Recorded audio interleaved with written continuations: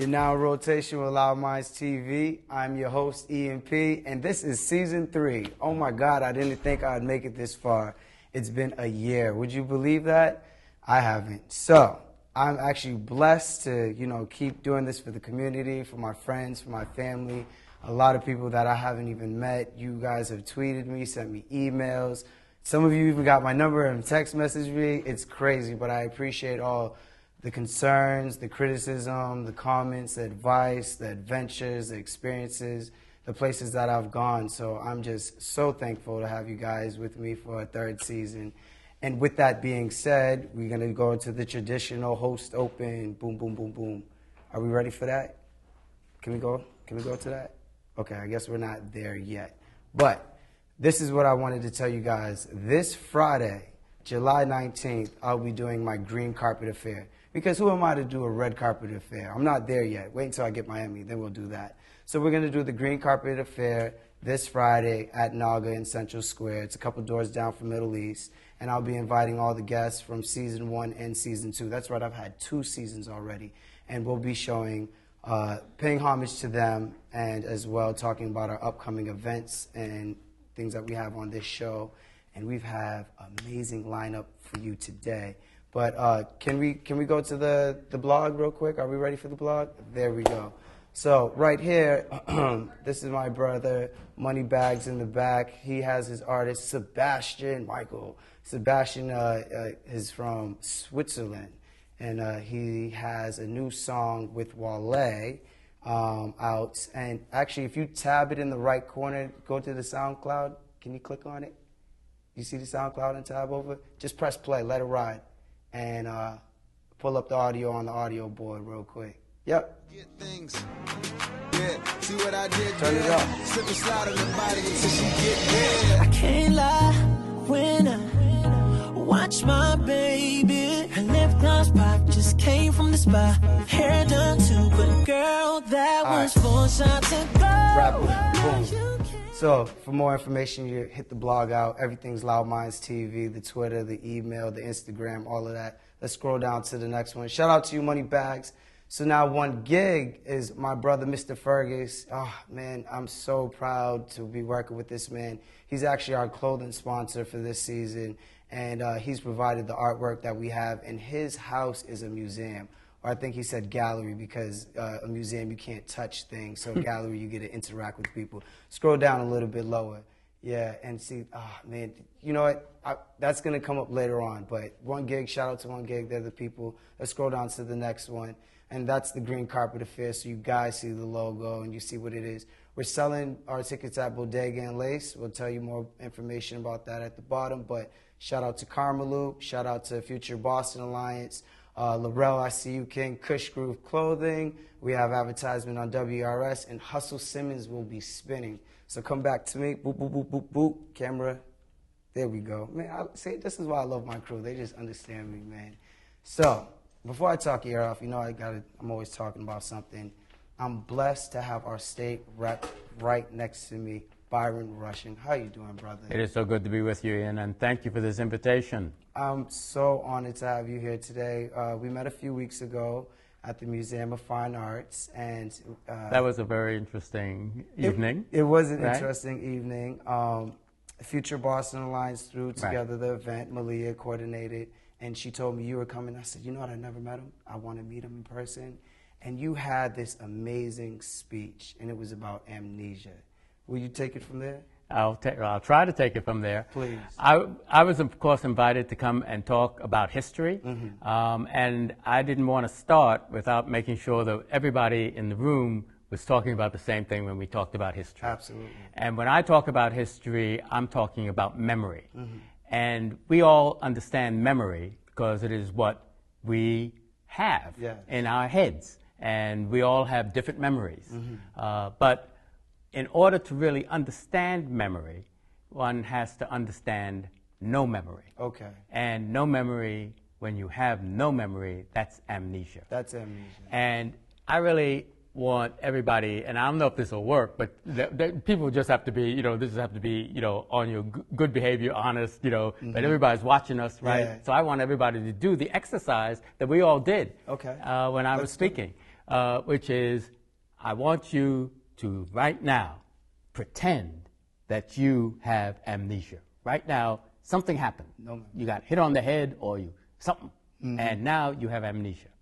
So if you have amnesia, when you are conscious that you have amnesia, one of the things that you immediately know is you do not know where you are. Absolutely. I'm lost. If we both had amnesia this moment, if we did the exercise, right, we would not know that we're on Washington Street.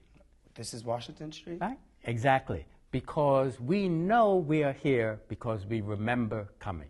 We remember how we got here. That I got invited, I got on the T, I walked over here, right? All of that. But if I have amnesia, I have none of that. Right? But then if we had amnesia, for real, we would try to seek out the person who did not have amnesia. So I didn't do the exercise. No. I didn't have amnesia.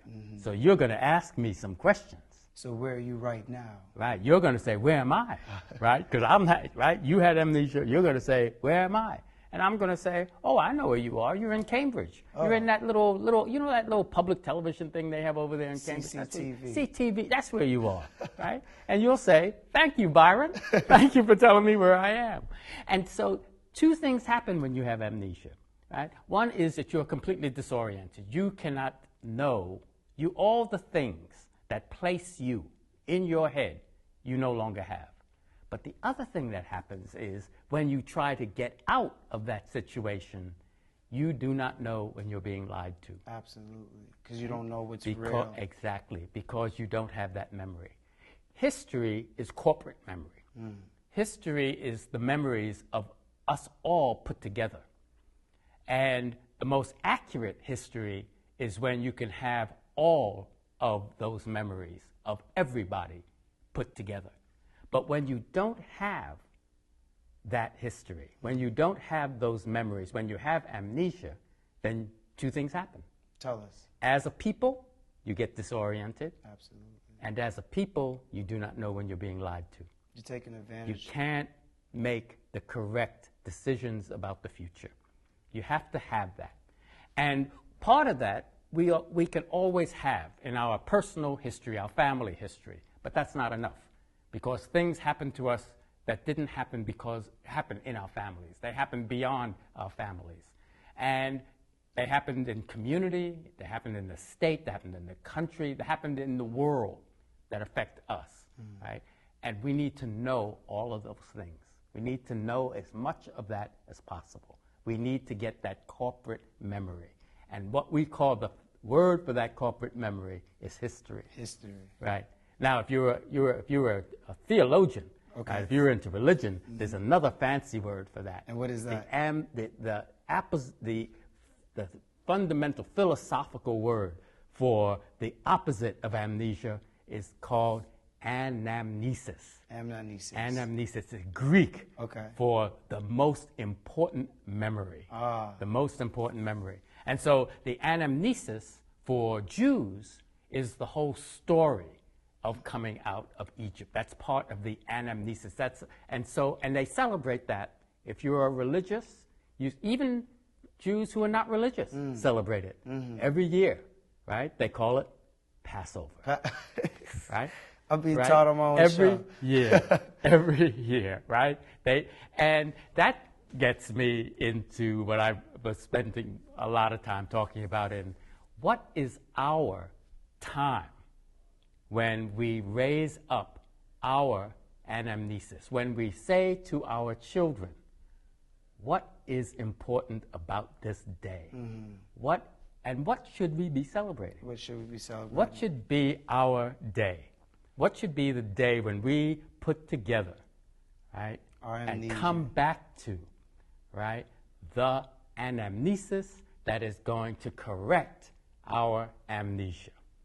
Right? What solutions do you have? Right, and so then the question comes, and people generally, they see that as holidays. That's usually a day that they, so as the United States of America, we have a day. We call it the 4th of July. The 4th of July. The 4th of July is the day, and so we celebrate the 4th of July. And the 4th of July is not a bad day for all Americans to celebrate. We have to have footnotes to it. you know, Frederick Douglass gave us a grand footnote to it. He gave us a whole speech on what is the 4th of July to the American slave, right? Which a speech he gave before we had emancipation in this country, right? He was a great abolitionist. He wanted to end slavery. He gets invited by people to come and give a speech on the 4th of July in this little town outside of Rochester, New York, and he gets up and he gives this speech. And it's an important footnote, right? Because we can celebrate the 4th of July if we understand that when the Declaration of Independence was written and proclaimed, that it did not include lots and lots and lots of Americans. Absolutely. Right? When we said that everybody is free and independent, the everybody was not everybody. Everybody. There's certain people excluded. And so years later, when they do the United States Constitution and they begin with the words, "we the people," those are wonderful words, "we the people." But we have to always have the footnote that says when they said "we the people," most Africans were not in the "we." We weren't included. But when they said "we the people," most women were not in the "we." When they said "we the people," most white men were not in the "we." Because in order to vote in that first election, you had to be white, you had to be a man, and you had to own property. That left out a lot of people. A lot of people. Right? Most adults in the United States could not legally vote for George Washington. Wow. The first time or the second time. Wow. I didn't know that. So that's important. And that's part of, and so it's not to say this didn't happen, but you can't say it happened as a lie. You have to have the memory be true.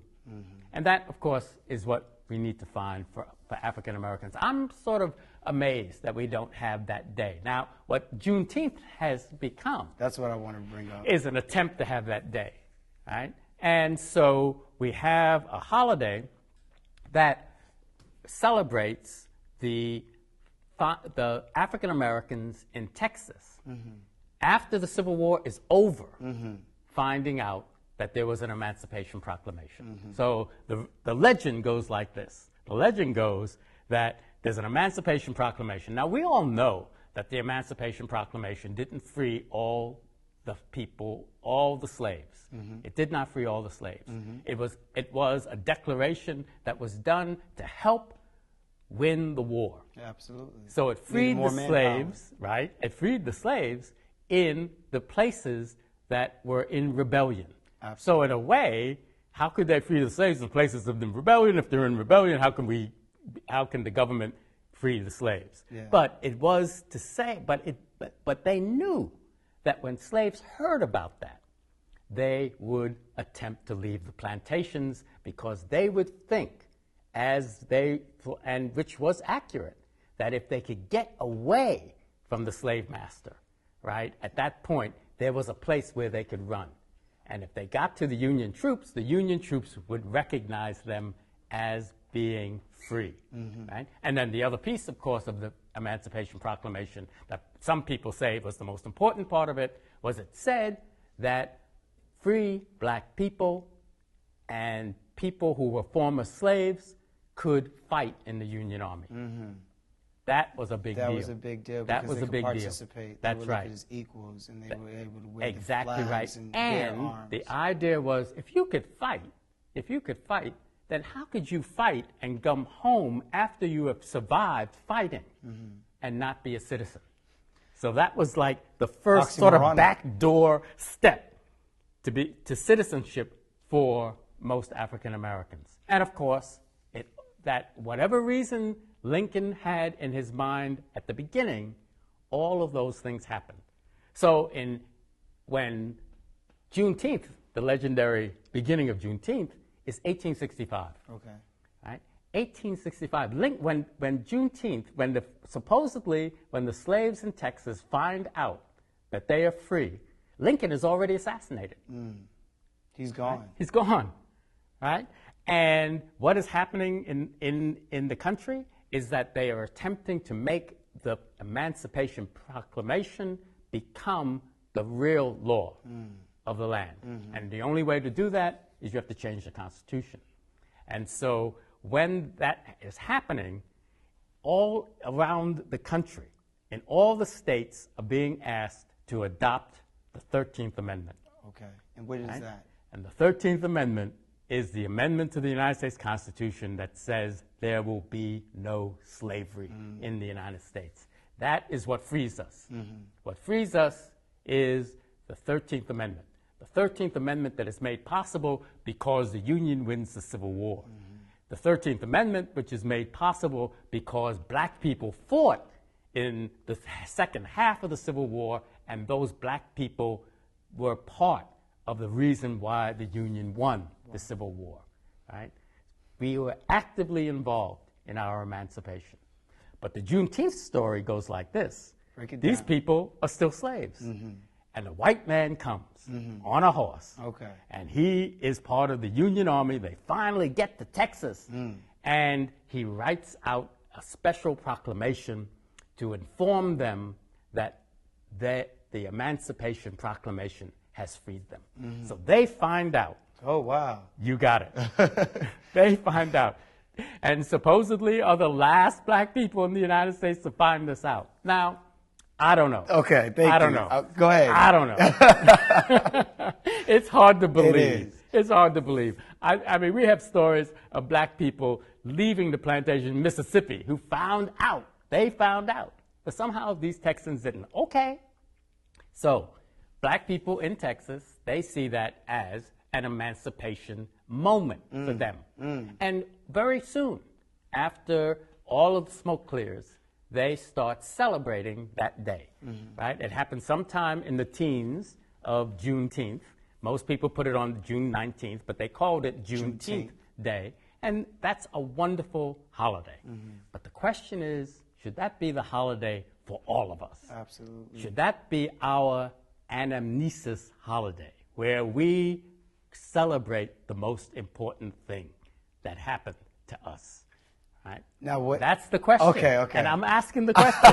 I'm asking the question. I'm willing to. You hear the criticism in my words, right? But it's a question. It is a question. It's a question. It's a good question. And I ask everybody, why isn't there another one? Why isn't there like 5 choices and let's all vote? Yeah. Why does right? it have to be on just that? Right. And I'm not sure why that is. I'm not sure why that is. You know, it's interesting. You know, that black churches, of course, celebrated January 1st, because January 1st is when the Emancipation Proclamation went into effect. January 1st, 1863, right? 150 years ago, right? And so everybody would get in church on December 31st, and they would stay, and on January, and they would stay, and many black churches still have those services. So they have become more first New Year's Eve services than they are celebrations of the Emancipation Proclamation, right? What should the day be, and what should we be celebrating? And so let's think about it. Go ahead. Let's think about it. I think, okay, well, we're thinking. So I'm pensive in thought. Right. I think, first of all, though, I'm excited. You know, it's one thing to celebrate, you know, the downfall, you know what I mean? But let's acknowledge that and let's stop letting that be the issue, you know what I mean? Okay, it's happened, we're aware, now we know how do we move forward so history doesn't repeat itself. That is my concern, because anybody can complain, but I'm more like, okay, how do we create solutions? But we are running out of time, and I'm so glad to have you. But I want to leave. I want people to start. I really Ask want the question people, one more time for the people, so that's it right. lingers. What should be the day that we celebrate the most important memory that African Americans should have? And please, I want you guys to tweet us at LoudMindsTV or email us at LoudMindsTV with your comments and your answers to that question, because that's a very deep question. And I'm honored, because when I seen you at Future Boston Alliance and you told that story at the Museum of Fine Arts, I said, that's a candidate that represents me. That's a candidate that who I identify with, because he's spoken and articulated things better than I could, because it felt right, but I just didn't know how to. And I'm blessed to have you on my show here today. Good to be here. Hope I can come back. Oh man, we're gonna work stuff out. Don't you can't tell me stuff like that on TV. But it wouldn't be right if I didn't ask you this question. Your views on Trayvon Martin. That is so difficult. Yes. Right? I think that we, on one hand, none of us were surprised, but we were deeply, deeply disappointed because we want justice and we want fairness. Yeah. And we should all be asking for that. We should all be asking for that. And when we remember our history, we know that things like this have happened before. Yeah. And we thought that they should be ending. And what we have to do is focus on how does this not happen anymore, right? And there's a lot that we need to change. Absolutely. Right? We need to have other people change in this country, right? But we also have to be willing to do the work that we have to do so that our community is stronger and is using all the ways to affect change. And part of that is in Florida. People of color in Florida need to organize and make sure that the laws are changed so this doesn't happen again. And that's why we have platforms like this, and so we at least can start with the dialogue. Thank you for your time today, sir. I appreciate you. We're going to run to a commercial break, and we'll be back with Armani White from oh my God, I messed that up. Youth Against, geez, I'm fumbling. Commercial break. PSA 3, 2, 1. You're now in rotation with LoudMindsTV. This is season 3. I am EMP, Boston's favorite, and you better come out this Friday, July 19th, or don't talk to me ever again. We won't be friends. And that's my green carpet affair. That will be at Naga in Central Square in Cambridge. We have sponsors from Future Boston Alliance, Karma Loop. You can get your tickets at Bodega. That is 6 Clearway Street. Yeah, it is. Or you can go to Lace at 569 Columbus Avenue. How you like that? No pen, no paper, off top. Boom, I'm cool. Check me out like that. Hustle Simmons is DJing too, so we got some cool kids in the building. Shout out to Kush Cool. So, y'all see me fumbling with my next guest. I was like Armani from Armani Rashmi, man. I messed up. It's okay, man. You know, not all of us can be as important as Mr. Rushing and, you know, Bodega's location, but it's a YMI, that's Youth Against Mass Incarceration, and I'm just a member of, you know, the group of basically youth in the community who are trying to do something for the community. Say it again, YMI. YMI, yes. And that is? YMI, Youth Against Mass Incarceration. Did you make up that acronym on purpose like that? Because I like YMI. Yeah, it's like YMI. It's a good question to ask yourself, you know, over and over again, but that kind of came together just naturally, really. Youth Against Mass Incarceration, YMI. Yeah, that was one of the first things that caught me off guard. So, first of all, thank you for being on my show. Thank you for letting me come on. Even though you messed up my, you know. I messed it. It's okay, though. It's okay. I'm sorry, man. You're still the coolest, don't Oh, no, man. I'm human, but I appreciate you. Yeah. Peace, God. Peace, God. So, but I brought you here today because I ended with Mr. Russian. Salute. Bless you, King. Yeah. With the Trayvon Martin question. And the reason why I felt like you would be a great candidate here today is because you have your own views and your own opinions, and you're educated in your own way as well. And I personally wanted to talk about what I call the parade. That's how at least I looked at it. And please excuse me if you feel some sort of way. For me, how it took place was that I was informed 4 o'clock. I don't even remember what day it was. A couple days ago. Saturday? Sunday. Okay, it was Sunday. That there would be a march in Dudley Square. Right. And that we are rallying for Trayvon Martin. That sounds good. Okay, but who's organizing it? Okay, who's involved? Because, I mean, I'm young, I'm kind of cool, I'm doing this TV show, you know what I mean? But, like, are there state reps like Byron Russian involved? I mean, I know Tito Jackson was there. Salute to Tito. He's been on the show as well. But, like, you know, how do you have a march without Mel King here in Boston? In Dudley Square. In Dudley Square. That is, like, the black Mecca, like, you know? But further on, tons of people gathered. White, young, old, you know, Cape Verdean, like Spanish, very diversified crowd. But no one in my community knew. My mother didn't know. My next door neighbor didn't know. I know people who lived outside that was walking by asking people, why are there a group of people over there while they're waiting at the bus at Dudley? And it was just like, okay, I feel excluded, but how am I excluded when I'm in this community every day? I use these resources. I eat at these pizza shops and get on the bus stop.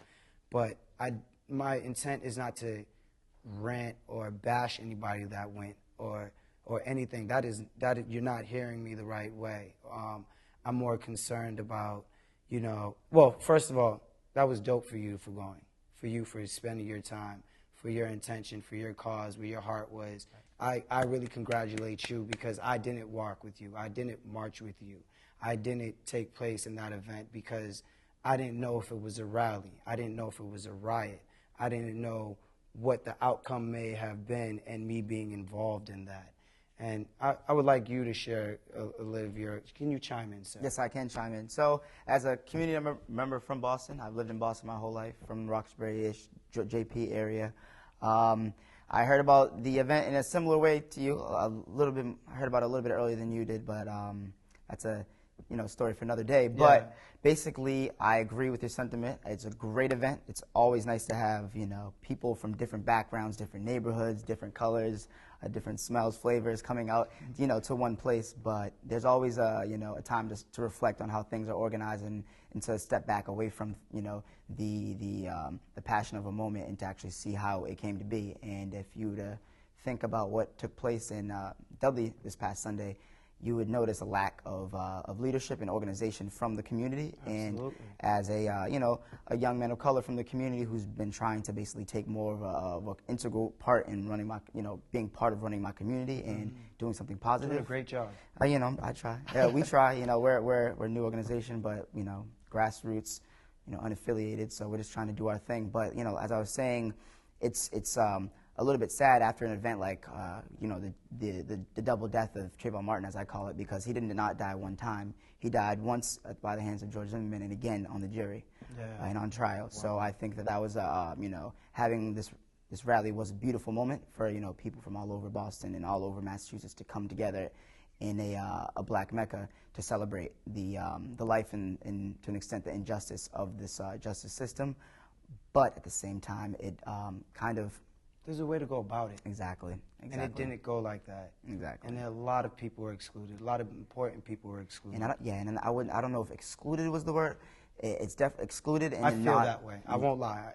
I'm passionate in that sense, but I feel that way. And I'm glad. And to feel that way is a natural feeling. Being a man like yourself from the neighborhood who heard about it about 2 hours, an hour and a half from when it was supposed to go down. And I know you, if you had known about it or known people who were organizing it, you would have had it all over everywhere. You would have put your full support behind it and the support of all your fans, which, you'd have had probably just, you would have doubled the... I would have forced it. Yeah, you would have forced it. You would have forced it. So it would, it was a great event. And like you just said, Ian, it was great to see people there from all shapes and sizes, but it, to see people from Dudley Station confused about a rally in their own neighborhood, it seemed as if a kind of foreign force was in their neighborhood, and it was uncomfortable for some people. I know a lot of people were really afraid because of other times where there's injustices and people riot, and the media did not do a great job. Even in exactly depicting that information. They off the bat, before the conviction even came out, they were warning people to not riot and for black community members to basically calm the masses. And that energy could have been used to actually show a way in which the community can come together and can actually take part and a strong part in actually doing something positive. So what I'm saying is that the event, although it did happen and it was great and it could have been a lot better, I think that, and I believe that community members should really come together, and I would love to be a part of that, and I'm sure you would. And doing a second type of rally in which we can include a lot, the greater Boston area. Do it the right way. The right way, exactly. That's how I feel. Again, I will admit that. Good. But now let's talk a little bit about your organization. Right, and to say it's my organization would be an injustice to the work that everybody's put in so far. So I'd say it's... Excuse me. Yeah, no need to excuse yourself. It's your show, man. But I will say that it's it's a group of us, group of guys and women from the neighborhood, sisters, brothers, came together and basically decided that we were sick of just doing whatever, not what everybody else was doing, but sick of not doing enough. Sick of just talking about social issues and sick of talking about what wasn't in the community and sick of talking about what wasn't happening, and so we wanted to actually take part in making something happen, which I know is a similar way in which, you know, you've gotten to your line of work, which is why I look up to you so much as a person in Boston and as a black man. That, you know, sir. Thank you. You know, and so the organization, you know, we meet on a weekly basis. We try to provide a space for basically youth of all shape, you know, all different shades, all different type of people from Boston to come together and to talk about issues in their community. In specific, you know, youth against mass incarceration, we like to focus on the injustices of the injustice system, right? In Boston, Massachusetts, and throughout the United States. Right now, there's a 30,000 strong prison strike, you know, hunger strike going on right now in Pelican Bay Prison in California. You have the Guantanamo Bay hunger strike happening in Guantanamo Bay in Cuba. So there's a lot of things happening throughout the United States and that have been happening for, you know, decades to really show the injustice of the justice system. And it's bigger than just Boston. It's bigger than Boston, and it's bigger than Massachusetts, and it's a nationwide issue that a book, which you probably know of, The New Jim Crow, by Michelle Alexander, has touched on. Book has gotten critical acclaim. If you haven't read it, please read that. And you know, I'm sure Ian will point you on his Twitter page in the direction of that book. So LoudMindsTV. Exactly. Everything, Twitter, Instagram, Facebook. Exactly. Follow us, YouTube. Exactly. And so, you know, part of providing space for people to come in to express their you know, their feelings around issues in the community is to actually take that energy and put it into some type of action. And so currently we're basically building momentum, you know, through membership, through coming and doing events like this to get the name out and getting, you know, a larger group of people together, different, you know, demographics coming together. May I? Yes, sir. Armani, man, you gotta get your own TV show. You too good at this. Hey, man, I learned from the best. Yo, you see that? You got skills. But true story. Bring it back.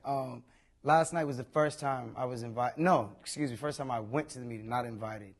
And I got goosebumps. Y'all know I'm not even a hairy dude, like straight up. But, you know, I have not been in a circle, what is it, 15, 16 people in the room? 17, I don't even know. 17, I'm done with you. So whatever, and we're all around one table, and let alone the energy, but, you know, words of power. I stayed quiet as long as I could. You guys know I talk a lot. I got a talk show. Yeah, that was a long time, guys. It was a long time. I just took out my pen and pad, and I wrote down all my ideas and things that would inspire me from what you guys were saying. But there was all ages, but the whole point, what I really want to say is that I haven't been around a body or a group of people so excited, so passionate, so willing to just really enable people. I think I brought this up last night. There's a lot of people who say they commit, you know, I'll come support, you know what I mean? But, you know, do you contribute? Or, you know what I mean? Or do you know how to enable? Because support, like, you know, anybody else can be a body in the room. Not one person was taking up space there, wasn't in one way, shape, or form trying to, like, I need to do this, or how does this go, or, like, do I need to drive somebody to pick up, like, you know what I mean? And I just loved it because I just didn't know it exists here in Boston. So thank you for that experience. Thank you for being a part of it, man. However I can be down. This is not me because I'm on TV saying this, like, hold me accountable. Everybody knows Ian is always Ian. This is true. Get this man his own show. Get this man his own show. But yes, everybody, how do we stay in contact with you guys? Well, you can reach us on Twitter. It's BostonYMI, you know, at BostonYMI. There we have a website, ymiboston.org. Right now we're a grassroots collective of youth, so there's no, you know, nonprofit, you know, going on there. There's no real way to donate as of yet. We're looking for sponsors, but we're looking for a lot of people to basically come in and to join in on these meetings. We're really looking for youth from the neighborhood, from Boston, to come through and to share their experiences. It's an open space. There's people who have been organizing since they were 10. There's people who have started organizing, you know, a week ago. And so we try to get everybody up to speed, and it's not up to speed because it's not a race. We like to get everybody on the same page and to really have it be a space where everybody can come together and really, you know, work out the issues that we got to work out. I would get up and give you a dap, but my director told me I can't move, so I won't mess up my shot. So I'm going to salute you. All right, and I'll salute you back. Boom, king. Wink. Yo, get this kid off my set. Peace out, everybody. Thanks for having me on the show, Ian. Armani, you've been out of rotation. We'll see you later, man. All right, peace. All right, commercial. Boom. You're now rotation with LoudMindsTV. Boom. I don't even know if I did that right. I just be bugging around too much. So look, I don't want to waste any more time. You see me all the time, so let's bring it to the guests. To my right, we got the brother Lee, a.k.a. Square in the building. Bless. And the God, ProBlak. What up, Rob? What's up, What's Boston? good, King? Yeah, man. I'm Bob's so glad baby. I have you guys in the building. Y'all don't even know how long I've been trying to do this. Shout out to Lee. I know Lee since high school. And Lee made the LoudMindsTV logo. So every time you see that pop up, ba-bam, that's the boy right there who did it right there. And Lee's a phenomenon. ProBlak, another story in itself, man. That's why we got the legend right here, too. And actually, there's more behind them. This is just a fragment of the GN crew. So just know there's a whole entity that y'all don't even see. I couldn't even put them all on the stage if I wanted to. So I wanted to bring you guys here today to talk about art. Art in Boston. I want to talk about your experiences, your portfolio, future endeavors, people that you look up to, challenges you've had, like everything, because I didn't want it to be an interview and, excuse me, sir, and talking about, you know what I mean? No People doubt. love y'all because you've been who you are, you know what I mean? Y'all don't try to fit in and cookie cutter. Y'all make the cookie crumble by standing out there. So whoever want to take the mic, let's talk about art history. Hey, I'm down. Boom. Well, like you said, I met Ian in high school. You know, went to Boston Arts Academy. You Visual know, artist. I'm a VA, 06. Art history, like Your history in art. my history in art it's pretty much built off of the community. And I went to high school at Boston Arts Academy. The group of people I was hanging with, you know, Joel, Celine, Mendez. Yeah. What up, Joe? Yeah, tight circle, man. So we all got the like minds, and we're just more like, yo, let's get in and fit in what we like to do. So they put me in touch with Black at Artists for Humanity, and this is back in like 2001 or 2. And yeah, History. Time. and from that point on, it was just like, you know, I always loved the arts. My mom was into arts, and I learned through her first. But to really grow into myself, went into you know, Boston Arts, and then right into Artists for Humanity, and learned a lot of things and different crafts. Different crafts. So personally, that's where I learned to grip a spray can, and not in a negative way. You know, Art. Yeah, make it art. That's you what know, that's what we're here for. and ain't always got to be vandalism. I mean, it's part of it, but you showed me the other side. So When did you first, the pen touch the pad? Or the paintbrush? The paintbrush. I started taking doing graph series in 92, 93. I think I was in 5th grade or something. Right, way back. So it was just one of those things, you know, coming up in hip hop. I knew I wanted to do something. I was like, I don't know if I'm gonna be the MC or the DJ or, you know, the B-boy, but I was just like, you know what? I think I'm gonna take the graph thing to a new place, because it was something that like a lot of people were doing, but you never seen the face behind the name. And then when you get more involved in the culture and you take the responsibility serious, I more or less was like, word, now I can say I'm a hip hop advocate. Yeah. And I do the culture's alphabet with pride, you know what I'm saying? So it was just one of those things that I would have never guessed would have got me out of the projects or around the world. You know, I grew up between Lenox Street and Orchard Park. Yeah. You know what I mean? So coming from out of there and then having a story to tell, I think there was just another A format. lot of people don't. Yeah, but I had another format in a way to present it. Yeah, man. So taking the visual art aspect was cool. What's one of the largest projects or most exciting projects that you've done? Y'all could say that too. Like, I know. That's why I dropped it like that. There's a whole lot, man. There's a whole lot. Something more recently. Hint, hint.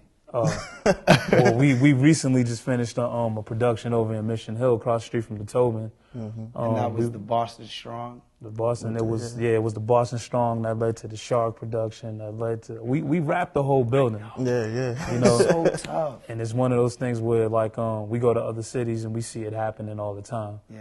But we're one of the few crews in Boston who can like take something from top to bottom, left to right, and keep it interesting. And there's enough of us in the crew where we can hold style.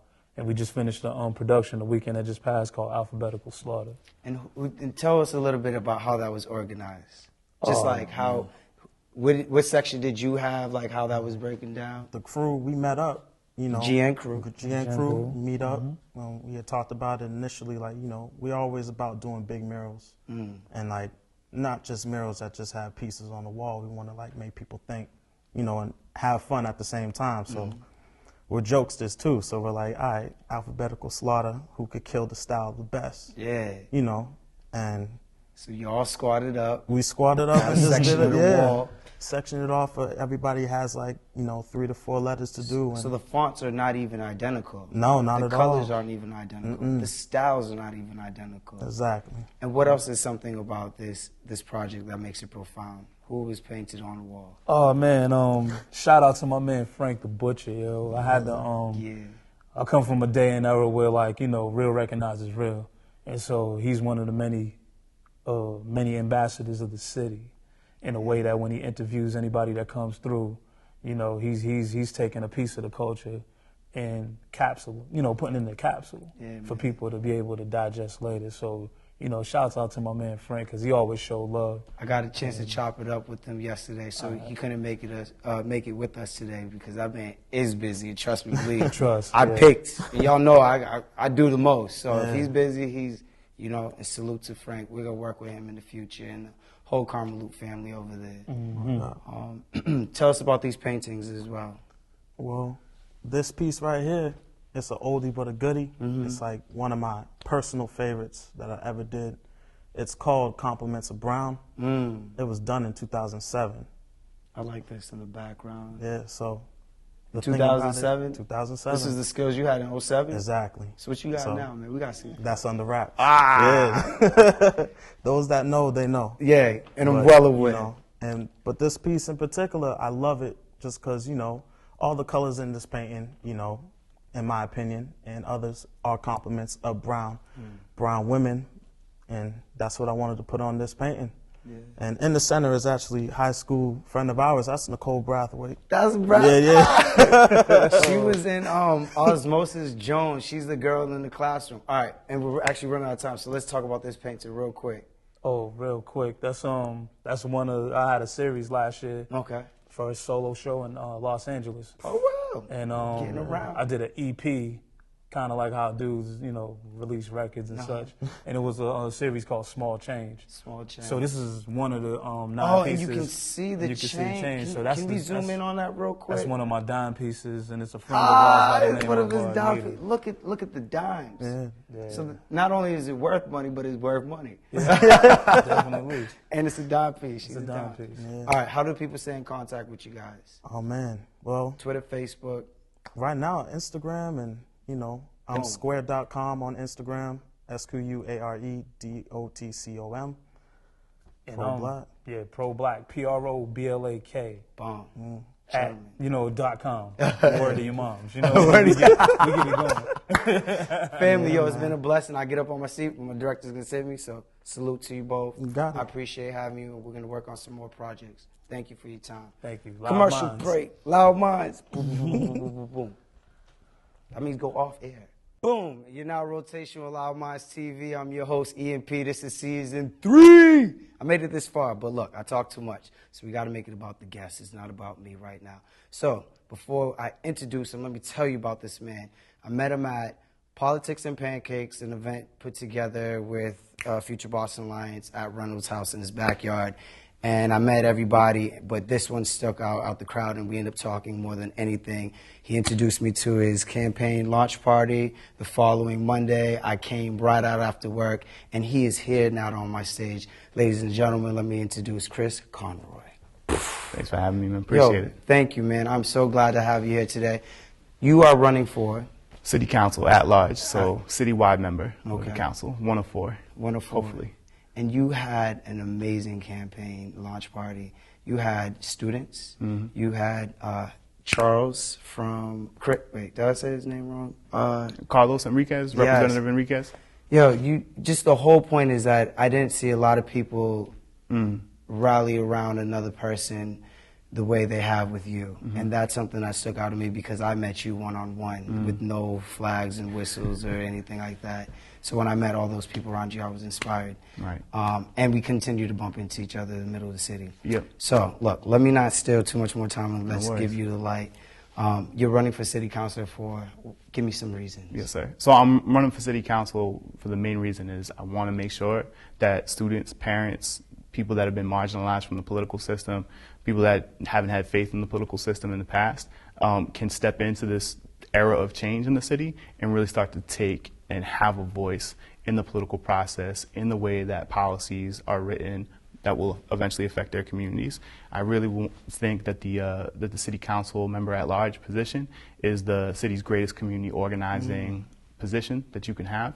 And if elected, I intend to use it that way. I intend to reach out to young people. I intend to reach out to our seniors. I intend to reach out to members of our community that haven't been involved necessarily in the past and really start to think about how can we create positive change in the community. And you're also, you used to be a teacher. Yes, sir. Let's talk about that really quickly. Yeah, sure. So I was an educator here in Boston to start my professional career.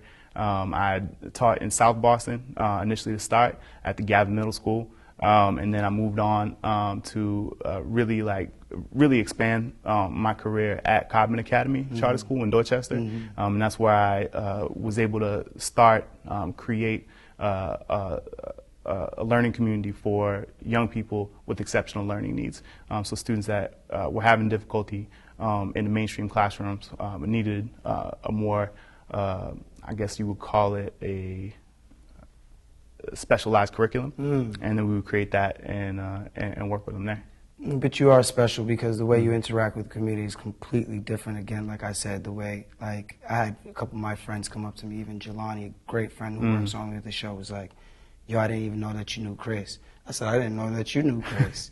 You know what I mean? Yeah. And we ran into the same building. I really love what you do in the community. I love bumping to you. I love picking your brain. I really want to see you build further on your career. That. I would love to support. You definitely got my vote, and I said that on the air. So you know I'll it's take real. that. So you know it's real. Anything else that we can be look out forward to? Yeah. So I think one of the things I want to make sure that I touch on before we leave is I really think the city, the Honorable Representative Rushing talked a little bit a while ago about what's our amnesis moment, what's our moment of memory. This is a time in our city where we really need to create an anti-racism platform and a plan to take on as a city, and we need our leadership to get on board with that. So that's something I'm looking forward to working with your viewers on, looking forward to working on with elected officials, but mainly working on with the community. So I think we should do some outreach there, and I can't wait to build on that point. And we will have you back on the show. And thank you for your time. Looking forward to it. Thanks, man. Now, camera, give it to me real quick. Shout out to my homeboy, Chris. Let me just give you the promo real quick. July 19th, come out, Naga, Central Square. Can we get it off the glare? There we go. Like that? Perfect.